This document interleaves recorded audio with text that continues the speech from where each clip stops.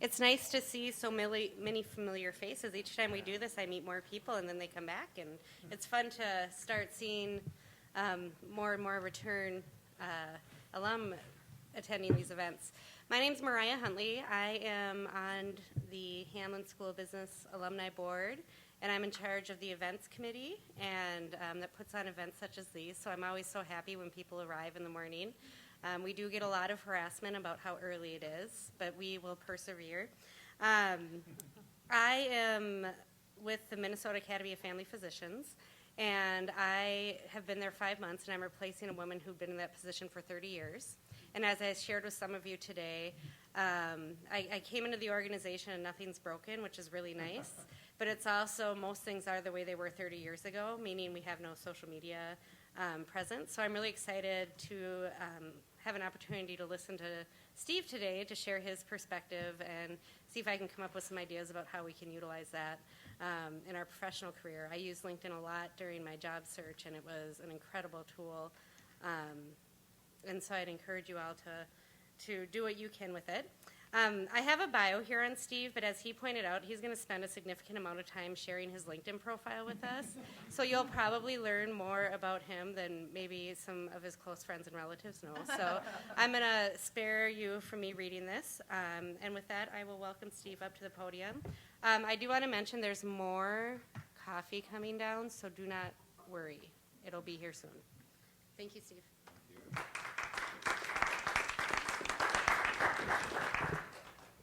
Good morning. Oh, good. The audio is working great. Thank you, first of all, for taking the time to be here this morning. I really appreciate, am I a little too hot? Really appreciate everybody coming out to talk a little bit about utilizing your Hamline connections particularly, but how we can do this well with a tool like LinkedIn, because there are sort of ways to do it not so well, and I'd really hope that we will all be good citizens of LinkedIn tools and other social networking when we try to connect and build a stronger Hamline community, but also help advance our own career goals, our own work. If you're interested in any copies of this presentation, by the way, it is available for download. You can just go to nextinnonprofits.com/download, which is my moment to kind of cue Next in Nonprofits, which is my business that helps nonprofit organizations with fund development and communication strategies. So very excited to have started that after my graduate program here at Hamline. Learned so much and had such a great time with it. Part of that work has just kept me engaged in talking to nonprofit organizations and those professionals about how do we connect to each other better. So we don't have a lot of time before we get you on your way this morning. What I do want to make sure we talk about is a little bit on making sure your own profile is the place that it can be so people can connect to you in the right ways. Talking a little bit about the other tools of the site that help with discoverability and you connecting in the right networks, endorsements, and recommendations. And then how we handle requests for connections, both making them and accepting them in ways that really use the network to be something meaningful. First thing I think that is really helpful as you consider LinkedIn as a tool is what it shows you as a user is different from what other people see. And that's sometimes really confusing when you're thinking about presenting yourself to the world as somebody that is of value in a professional network. So if you can begin this process by saying, when I go to LinkedIn, all I see is you haven't put in your foreign languages that you knew, 15 or 20 years ago, and please add this, and please put the other thing in. And that's not what other people see when they look at your profile. So if we can kind of clear the clutter away, one of the easier ways to do that is to log into your profile, and when you see it, there's a View As button. Download a PDF of what this thing is. It takes out all the extraneous goo and shows you the content of your profile as it's visible to somebody else. And I think that can be a really helpful start to making sure this is the message you want to convey to other people as you're considering networking, that these are the right things that are in here. Also, just a quick reminder, double check this little link over here on the bottom of your profile. It tells you the URL to your individual page. And if nobody else has claimed your name yet, instead of being linkedin.com/in/24955524498, whatever it might have said before, you can try and correct it to something else that's more identifiable so you can send people a short link if you're interested in having them connect with you. It's much easier to go, oh, it's Steve Boland, rather than it is user whatever, whatever, whatever. Now, if somebody has claimed your name, you might have to get creative, as much as we've done in the Twitter sphere, about Steve Boland Hamline or Steve Boland Next to Nonprofits or something like that to help people find you easier, because there are so many of us. But I think these are the places to begin as you're thinking about how you use the tool. When you've done all that stuff and you really want to see the web version different from the PDF, I also recommend you take a look at your own profile in incognito mode on a browser, which sort of logs out from all of the other stuff that would normally confuse what this thing looks like, and gives you, again, a cleaner version of what other people are seeing. When I go to LinkedIn, it tells me much more specific information about my connections, for example, but when an unregistered user sees me, they just see 500 plus. And that's important for me to kind of realize that people don't have access to who I know in this network unless they're connected and logged in and seeing it. So a good idea, I think, to just take a moment to do both of those things and clean up any errors, inconsistencies, anything that doesn't kind of look right before you start moving forward. I think, again, really important that LinkedIn would love you to use LinkedIn for everything you do, right? Time to brush your teeth, go to LinkedIn. They would love you to be in their universe. Most of us don't communicate that way. Most of us use email, telephones, maybe Twitter or Facebook. They don't have very visible ways to share that information on the network. They're there, and you can put them in. If you go into certain categories, you can dig this information out. But I like to recommend people, if they're going to make it easier for folks to connect with them, put your contact information right away as a text field in your first job description, so that folks can, as they're reading who you are and what you do, they can immediately say, I can email this person, I can visit their website, I can call that phone number. Twitter, Google+, Facebook, whatever, is a good way to connect with you. I think is an important tool to bypass this LinkedIn tendency to keep us all within the LinkedIn universe of using their messaging system and their stuff. Nothing wrong with that inherently, but boy, most of us just would prefer to be able to send an email to somebody than to have to keep going back and forth from those systems. So make your email address easily visible. I think it really helps.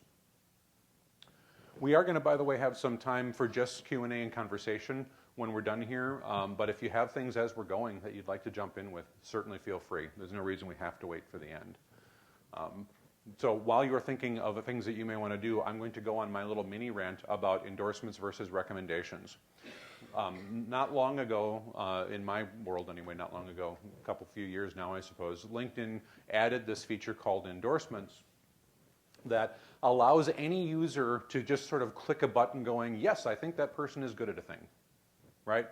Maybe I don't have any idea that they really are good at a thing, but it's in front of me saying, is your friend good at a thing? And you go, well, probably. I mean, I like my friend. They're nice, so sure. So you end up with page after page of this goo that just says, hundreds of users say that you're good at political campaigns. I haven't run a political campaign in 20 years. But some of the people that I'm connected to know me from that. And they're like, oh, he was really good at it 20 years ago. Click.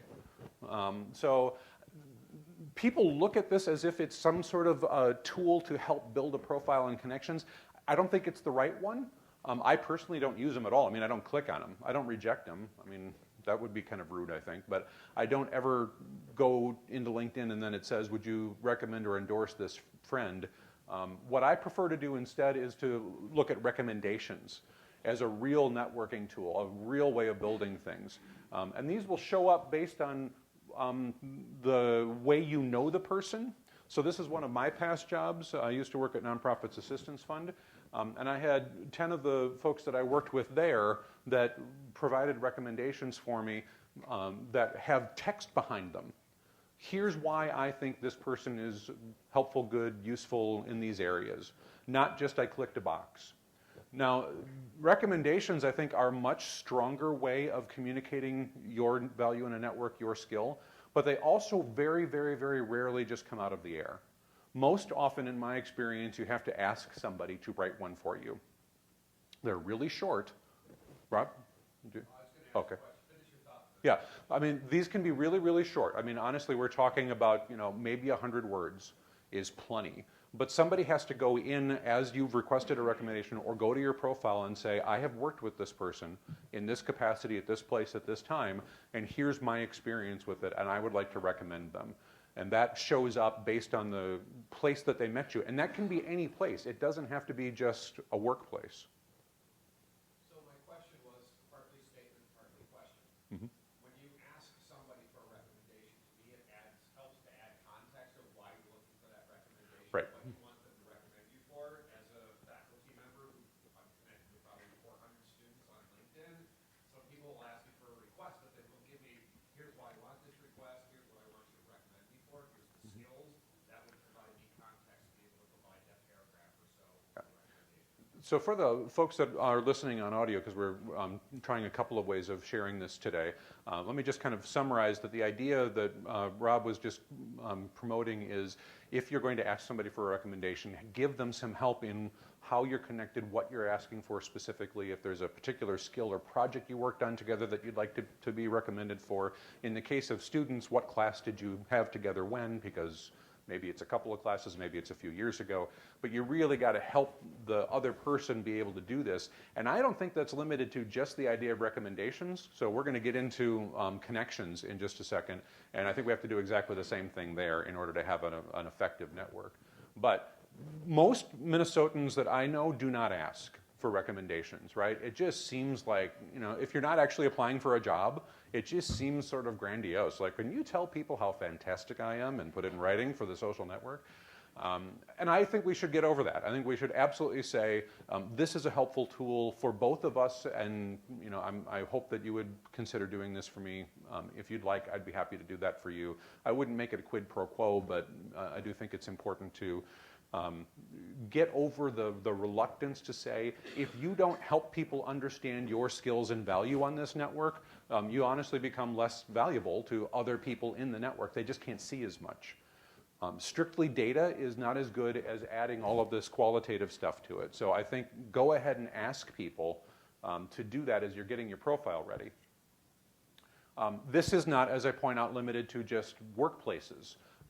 This is from the education section of the LinkedIn profile, and some of my cohort mates wrote recommendations for me as a fellow student when I was in the Master's in Nonprofit Management program.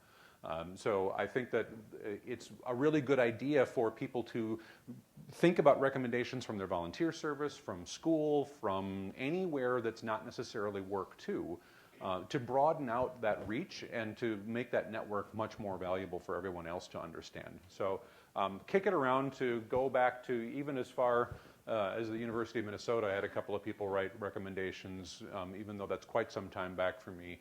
But I think it's helpful if you have a range of experiences to ask for recommendations from different folks in that range and help them understand you as a whole person.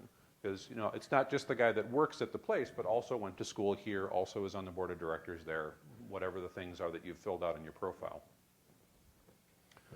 So here's where I'm going to go with that context on handling requests. And Alicia Klatt here has been appropriated as a sample that we're going to go ahead and use because she just sent me a request out of nowhere. So there you go. You've now made yourself public by sending somebody a LinkedIn request. So I get the request from Alicia that says, Alicia would like to connect with you on LinkedIn. This is all the context that I have, to Rob's point. I don't know anything more about this, like, okay, how might I know who this person is? Because I personally have set up a policy that I will only connect on LinkedIn to people that I have met in person. That is sort of a barrier for me. If we just have similar professional interests, that's not what this network is for, I think. This network is a little different from Twitter, where sure, follow and meet and have conversations and all the rest of it's much more casual. But I'd like connections here to reflect people that I actually know and want to be connected to. So most often I'm rejecting connections from people that I've just never met, have no idea who they are. Or I'm rejecting a couple of connections because I honestly don't professionally want to be associated with a couple of folks that have asked. I know who they are, and I don't feel like that they reflect well on me. So I just decline the connection and archive it. I don't think that you have to accept every connection that comes in. I think it's important to make that decision. So when you get a connection request like this, one of the things that's very helpful is to go back in and go, maybe I do know this person somewhere, and LinkedIn will show you how are you connected through other connections to who that is. So I'm connected to a bunch of people that work in the affordable housing industry, including Alan Arthur and a few other folks at Aon. Oh, she's at Aon. She works with people that know me. She got a recommendation from LinkedIn saying you should probably connect to Steve because all the people in your Aon network are connected to Steve. Not like you've met Steve, you know Steve, you have some value in a network with Steve. Nothing along that. So and she's a relatively new user, 57 connections, she's trying to figure this thing out. So nothing malicious about any of that, but also not a way that I feel like it's adding value to my network or me adding value to hers. That doesn't mean we couldn't add value to each other. So what I do in situations like this is instead of just clicking accept or reject, because that's, again, LinkedIn really wants you to just hit accept. That's their business model. They want you to just have connections and connections and connections. But instead of going to this little plus thing and hitting connect or accept, if you go to the mailbox, that little deal here, you can look at the pending invitations you have, and then you can have accept or ignore or reply, which is much better tool than just ignore and reject and whatnot. And that gives you the opportunity to actually say something to the person through the LinkedIn network if you don't have an email or a phone number or whatever. Yeah? On the last screen, how did you get to the connections? This is actually from the top navigation on LinkedIn, and we can jump to a live demo if we've got time at the end here to kind of show people. But this little bar you see is the top right-hand corner of any LinkedIn screen when you're logged in. So you've got your little profile picture to let you know you're logged in. People that are requesting other notifications, and then that mailbox. So if you click that, you'll see messages, but then invitations that are waiting for you to deal with is in there. So you can accept this, hit reply instead, and what I usually do is explain to people, oh, I see we're connected through a few folks. That's great. They're really good people. I like them. Now, I then explain, I personally have a policy that I don't connect to folks I haven't met, but we do some interesting work that are kind of parallel and aligned. If you would like to get together for coffee and tell me about what you do, and I can learn about what's going on, and you can meet me, I'd be happy to do that. And that works out, I think, really well for me because 9 times out of 10, most people decline that invitation. They're like, well, I didn't actually want to meet you. It was, the service said to click a button, so I clicked a button. I mean, I didn't want to get into this. So that's fine. But that 1 time out of 10, somebody's like, no, actually, with our connections and this stuff, this is a really good networking opportunity. We really should understand each other. So sure, let's get together and actually meet and talk about that. As a result of doing that, my network is now well over 1,000 people that I have all individually met. Because I really kind of take care to make sure that I'm looking at that piece. But I also give them contact information for how to reach me off the network. Here's an email address. We don't have to have this conversation on LinkedIn. If you want to have coffee, let's do that. To not have you die of suspense, in this particular case, I got a very nice email message back from this individual going, wow, that was really, I appreciate the conversation. That's great. Maybe someday we'll have coffee, which I took as we're never going to meet. So that's fine. Totally okay. But if somebody's really interested in actually learning about your network, then schedule a coffee, find a meeting, do something.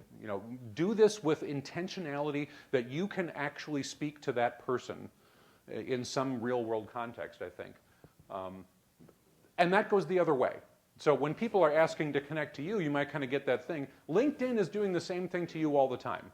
They're saying to you, boy, you really ought to connect with so-and-so because they're connected in your network.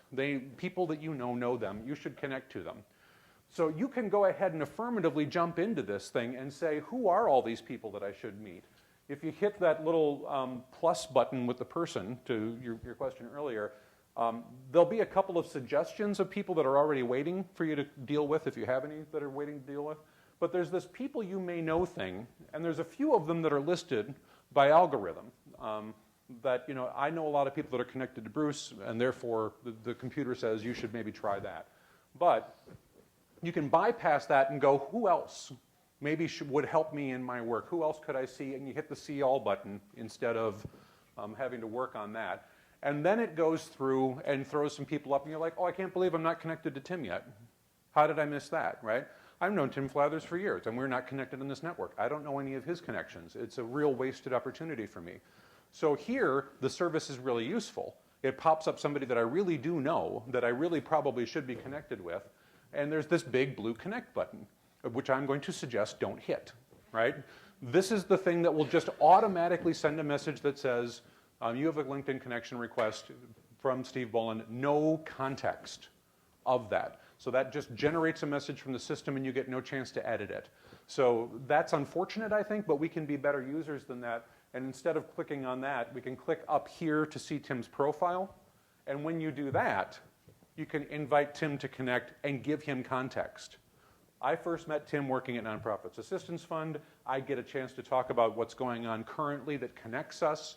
I'm doing some work in his community now with a different partner that I'm sure he knows, but we haven't talked about it yet. So I can give him that context in the LinkedIn request to say, we used to know each other from this, I'm currently doing this, would you like to connect? Doesn't have to be a long volume. As a matter of fact, this field is very limited. This is about as much text as they will give you. So you don't get a lot of opportunity. And if you have a complicated thing to explain, you may need to just say, you know, there's a connection here that I'm looking to make for this work reason. Lots more to say. LinkedIn limits this. May I call you, whatever, something along those lines. So you get a chance to be that responsible LinkedIn user too. As opposed to this other piece of, just this is the default, right? I'd like to have you connect, and that's all that goes. However, sometimes the tools of LinkedIn don't always recommend us the right people. We don't know the right connections yet. And if you really do have a professional networking need for somebody with a skill set or an idea or a connection to a job that maybe you're interested in, here's where Hamline, I think, can really be helpful to us.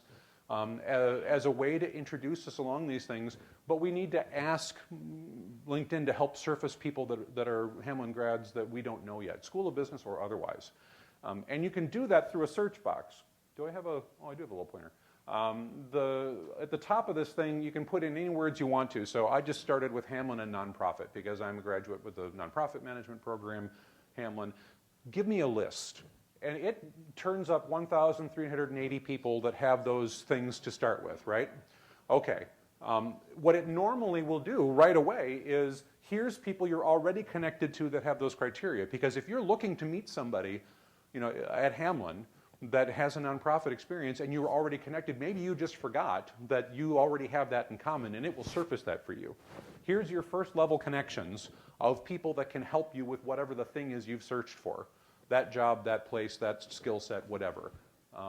But in addition to the 75 first level connections I have within that network of Hamline and nonprofit, there's 743 second level connections, which is to say somebody that I know knows them. And I might be able to get an introduction to them to be able to meet those people that know more stuff.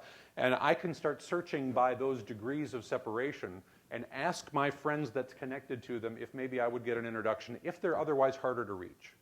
I personally don't think there's anything wrong with using the LinkedIn connection tool to say, I see we're both Hamline grads, I've studied this, you've studied that, I have this project or this thing, or I'm interested in a job. Could we meet for coffee? May I take you out for lunch? Whatever is the most comfortable way for you to make the introduction. That's totally fine, I think. But if you're not comfortable or they don't respond to that, because just being on the network doesn't mean they're monitoring those messages all the time, then you can get a hold of somebody that knows them and say, I'm really trying to get a hold of my friend Jason Vienna. How do you help me connect? Do you have a phone number, a name? Would you call him for me? How do we use this system so that you can bring your connections and I can bring mine and we can do this together? So last thing I want to kind of tackle before we wrap this part of it up and talk about any open questions is it's a really good idea to see what you're doing on this network that is impacting people that they like to see. And LinkedIn gives you analytics just like any other social network site does. Most of us don't take the time to go there. My favorite one is to go snoop on who's been snooping on me. That's kind of a fun one, right? Who's looked at your profile and didn't send you a connection request, didn't call, didn't do whatever, because they did a search.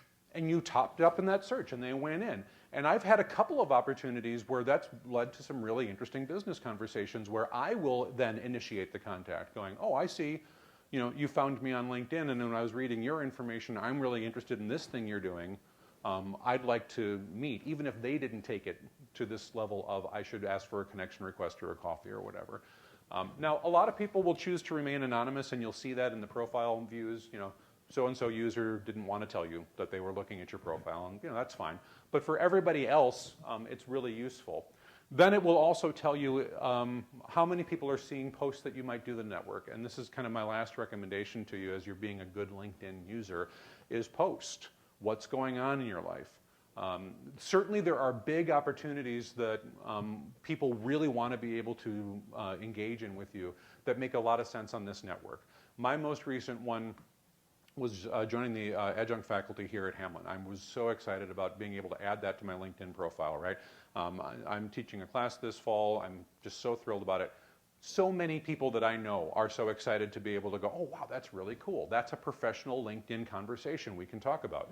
But I also share updates about other things that people out there in those networks may want to know. I did a presentation for the Metropolitan Regional Arts Council on maximizing returns on Give to the Max Day.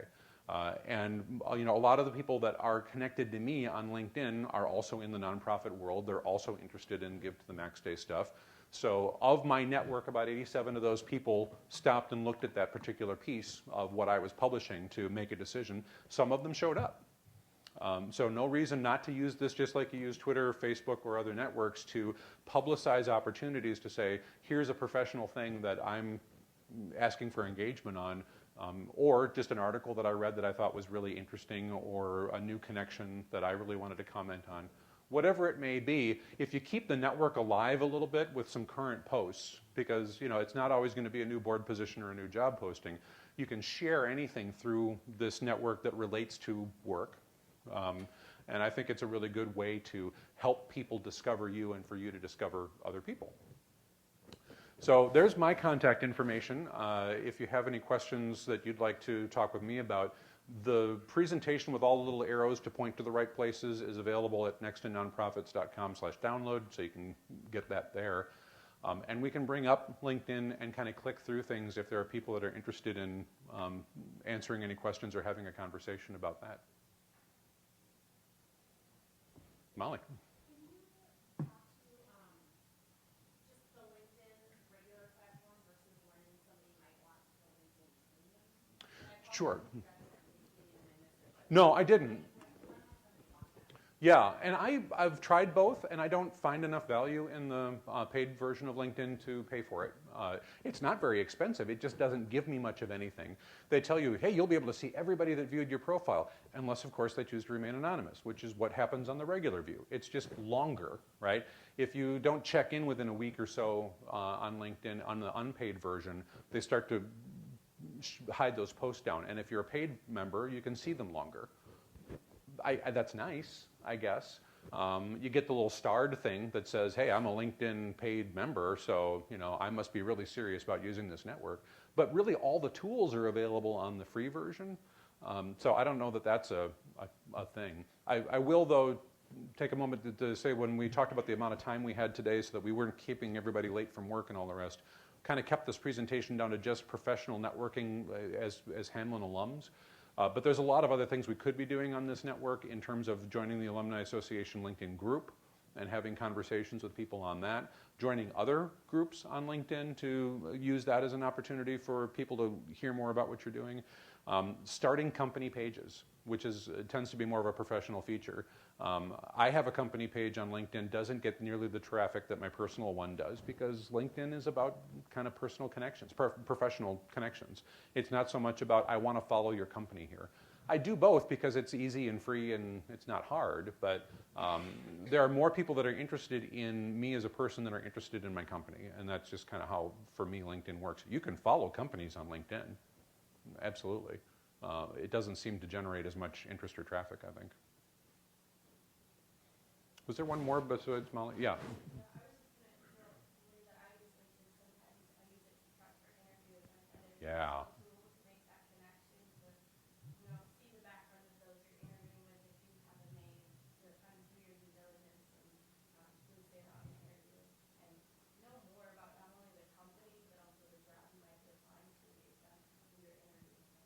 Yep, those are really strong uses for the tool. And one of those things that I think, again, would be helpful in the case of job seeking is go in to find the people that are already connected to that employer and look and all the rest of it, but do that broader search to find people that may have at one point worked there and are Hamline connected or connected to another workplace of yours or whatever, and really work that network from the outside too, not just the people that are there currently, and see if there isn't an opportunity to learn more, come in better prepared. But don't stop at their professional experience either. Scale all the way down. Look at things that they're posting on the site about volunteer opportunities that they're engaged in, publications that they may have done, awards that they may have been given. Because those are great things to be able to connect with people on when you meet them for the first time, to say, oh, I see you're a volunteer for this organization that I also volunteer for, or whatever.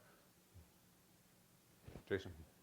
Have you seen any reports or analytics about LinkedIn and about what people use it for? Because you mentioned that you can follow a company Yep. and you can post. Like, I never post to LinkedIn. I don't even think about it. And I don't follow companies. And I log in and I notice there's a stream of people that are doing things. Yep. In my mind, LinkedIn, people that are on it daily are usually unemployed or fundraisers like me that are looking to connect people, or recruiters. Right. Who's on there, and what content would be most valuable outside of just saying, hey, look at me and what I do? Well, the network is actually extremely well utilized worldwide. If you look at the numbers of participants, there's over 300 million LinkedIn users that check in at least once a month. So it's, you know, after Facebook and Twitter, it's the next thing. Well, Instagram is actually bigger, but in terms of where you can post content and share information. So why most people check in, though, is because they've gotten a request from somebody else to link in. They get that by email.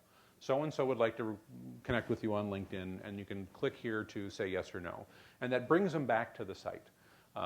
If they're in the site, they may see a little bit of a stream there. And I personally get better connections with folks that are not actually job seekers, but are just actively looking for a professional conversation about what they do, rather than going to Facebook and saying, oh, it's a cat video, I'm on Facebook again. You know, and Twitter allows for some professional connection, but it doesn't limit it to people that you really know, you know, and being able to see my network is interested in these things professionally.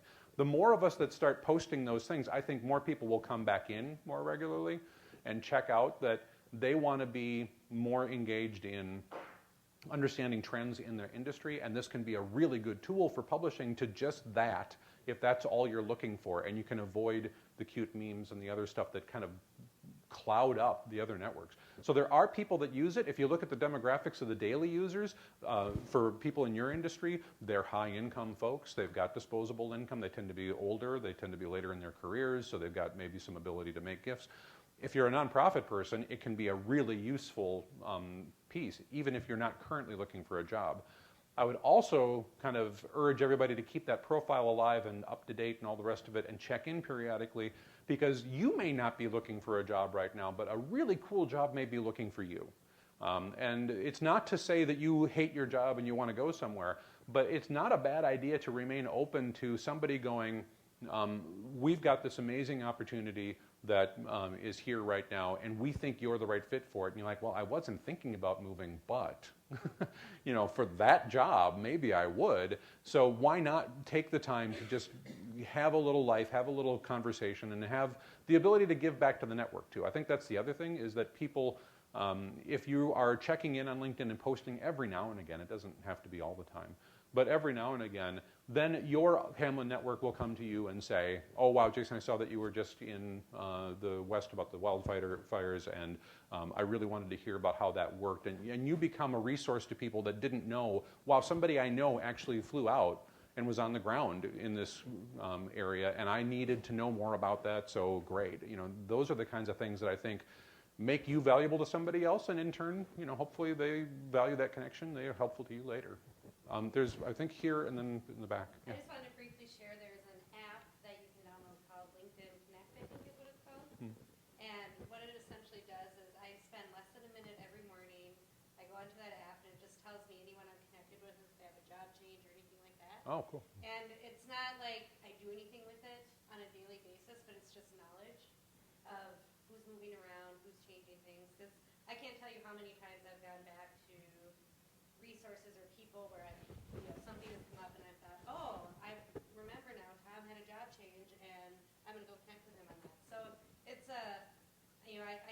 think I spend maybe 30 seconds, but I do it every single day.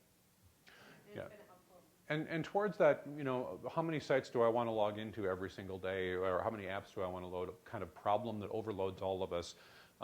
For those people that are interested in really using their connections for their work and other things, I use Hootsuite, which is a social network aggregator that allows me to check LinkedIn, Facebook, Twitter, Instagram, there's 3 or 4 other networks, in one interface, and will allow me to just kind of quickly scan what are the interesting things that are happening in those places, and I don't have to worry about another app, another thing, another whatever.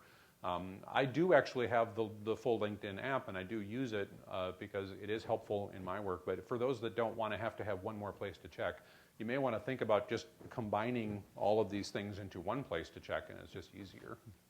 All right, in the back, you had a comment? Yeah, I'm kind of on track with what you just said about that, but right before Mhm. that, I think the new wave, especially from HR recruitment standpoint, is jobs find you.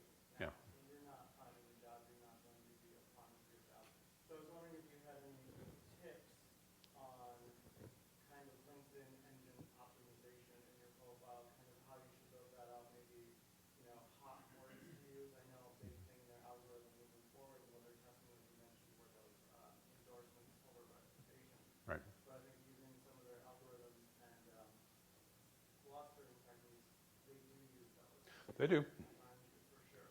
And I will shake my fist at the sky around that for the next 2 years of righteous anger, or however long it lasts. But you're right, there are a lot of things that you can be doing. I think if we look at how hard it would have been to do this even 5 years ago for recruiters, to be able to say, rather than just put out the word that I have a job open and only talk to people that currently don't have one or are unhappy in their job, what if I looked at everybody that might be really good at this and went and plucked the right people from places? It's a very different mindset and was extremely difficult to do prior to tools like this, even with stuff like Monster and the old school stuff where you had kind of stale resumes. I think I actually still have a resume on Monster.com. I bet. I haven't been on that site in a long time, but that idea of you kind of put this static thing there once and it stays static is not really what LinkedIn can be. I would urge us all to be our best authentic selves in this and don't think about what keywords are people looking for, but what words do I want to be hired in, and then when that job comes up. So I talk about things like large-scale data analysis in nonprofit industries. Nobody has yet asked me to do a job for that. The fact that I keep talking about it all the time because it's really fascinating to me, someday somebody's going to come up and go, hey, and this actually has happened to me in crowdfunding. I started talking about crowdfunding years before I was actually able to do the work because I'm fascinated by the idea of peer-to-peer support in donated revenue. I think it's really cool. And because I was talking about it and posting about it and sharing links about it and all the rest of it, when people were ready to start hiring consultants on it, I got some gigs in it. And I think that that's important. So whatever your passion is, share that professional work on that LinkedIn profile well ahead of you thinking you need the job. I think it helps index. I think you're right. Jeannie, and then there was somebody else too. Yeah. Related to that question, do you have any observations about the little ranking? I think yours said all-star, Mhm. and I've seen expert, whatever. Right. Anything you've noticed there? Or? The LinkedIn profile system wants to, again, to connect as many people as possible, and it wants you to fill out a profile as completely as possible, I think to just ridiculous degrees. I hit this all-star ranking thing, and it's still bugging me to talk about foreign languages that I studied. I studied Spanish in college in the 80s. I don't speak a foreign language. Stop asking me. Just let me tell you. But it keeps saying your profile is incomplete. You didn't answer this question. I'm like, well, there's no good answer to that question. So I think once you've gone through and made sure that the major categories have at least something in them. A lot of us, before they came up with the volunteerism category, a lot of us were kind of putting like board of directors positions as if they were jobs. And they're not jobs, they're volunteer positions, they're not paid. And now we can separate those. So you can go in and add that stuff and really be clear, here's my volunteer capacity stuff, here's my professional. And if you do that, you clear out the stuff that looks like just a job, your profile is all of a sudden marked as complete. Now, I also have a couple of professional publications that I was able to put in there, some stuff that I've written for Nonprofit Quarterly. So when you do like I've been published, That's a whole separate category on LinkedIn, and it kind of boosts you to the all-star range. I have a video, right? If you've done videos, and you can link those in, that's a separate way of sharing media. I don't think that it's critical once the basic profile stuff is completed to like struggle to fill in the algorithm all the way. But you know, the basic stuff, education, work, volunteer, those should all be complete. Quick follow-up, because I just haven't spent the time. Can you pull people by that ranking or not? If a recruiter's out there, can they say, I want to look at only the all-stars? You know, I don't know. Does anybody else happen to know if that's a searchable field? It's not anything I've ever looked for, so I'm not sure. I don't know if it's searchable. I would have a hard time thinking that that would be a criteria that HR would look for. Like, I wonder who's really put all their time into LinkedIn. That's just my guess. But yeah, Okay.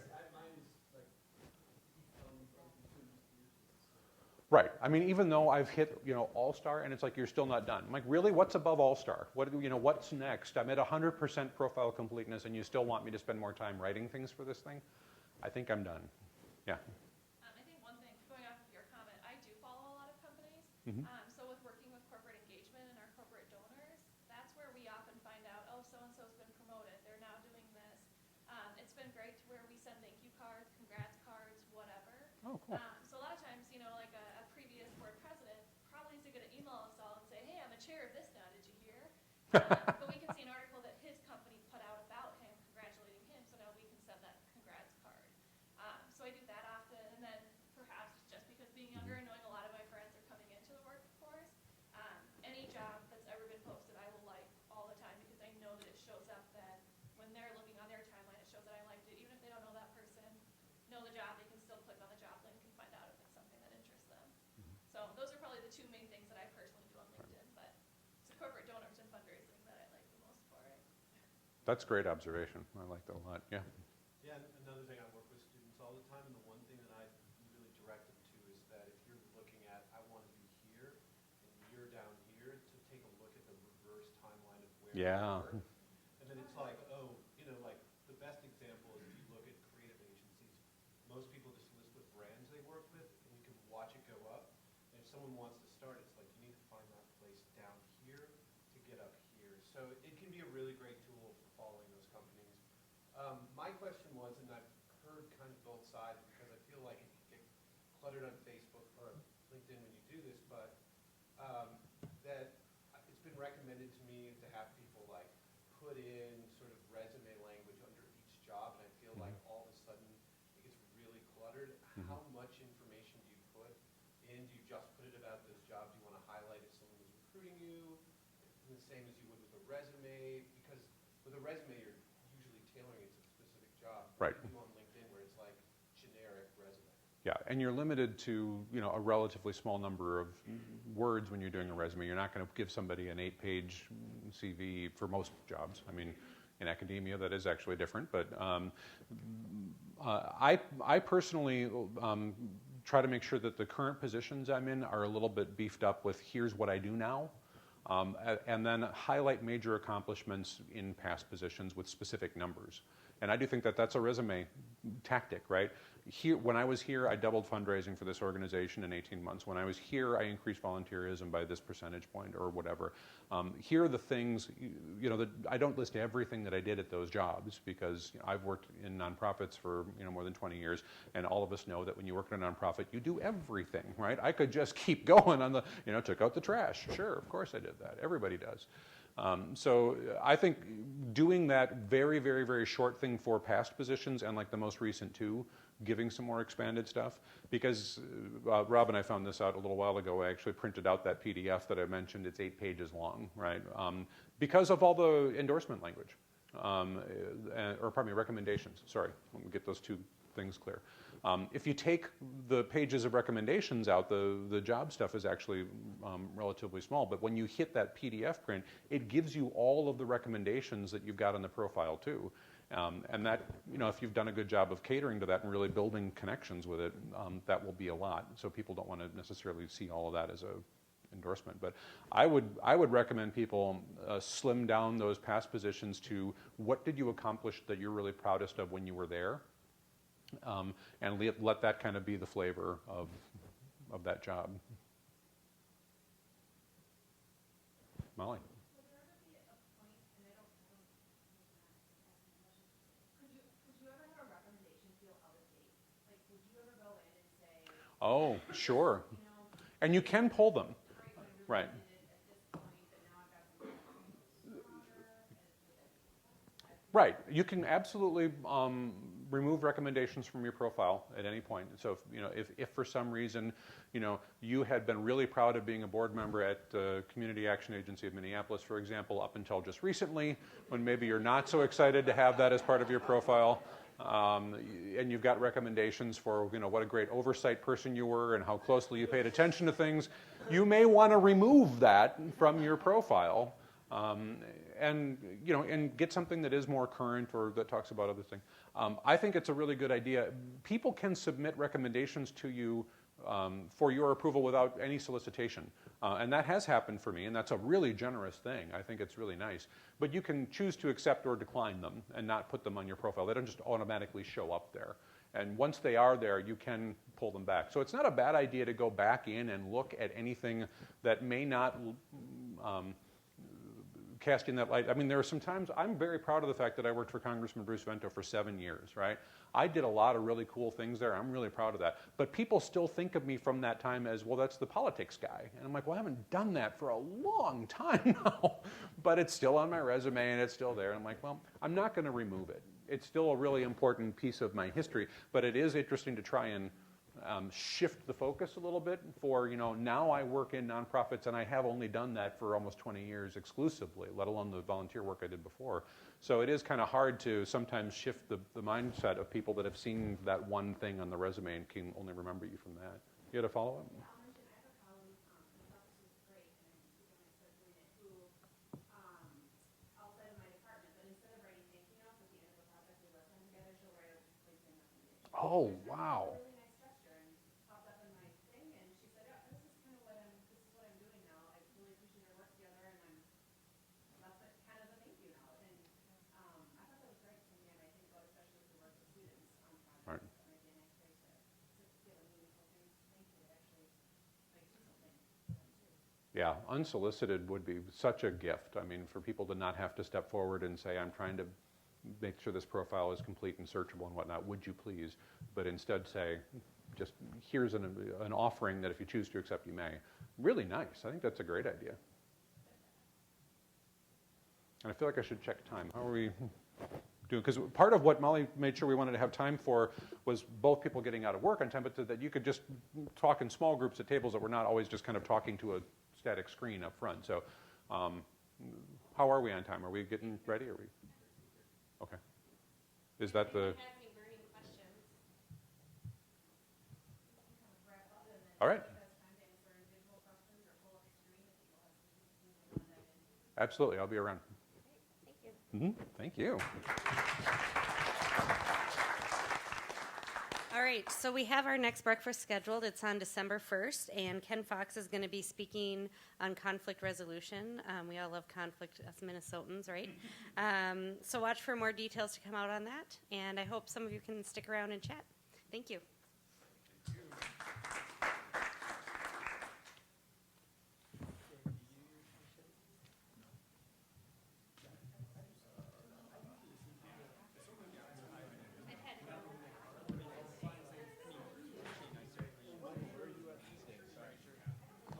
I did notice that.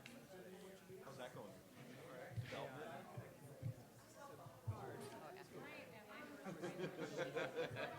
Yeah, I mean, the sad thing is, I really feel like it's really good. You have like, well, here's the thing, like, so Monday. Congrats. Yeah, I made so, like, I just look at my life. She was a theater undergrad, got her master's in higher ed, worked in study abroad at Carlson, wow, because she should have been promoted twice. Interesting. And they reach out to you directly. It's not just. Oh, yeah. Don't rock it. Wow. Yeah. Thank you very much. You're right. Just plow. So she went to Target for 3 debit card is definitely really Yeah. Thank you. Sorry to interrupt. Yeah, I can't say. I feel like I get much, and I'm not looking for a job, you know. So, what's that? Yeah. So I haven't found it particularly.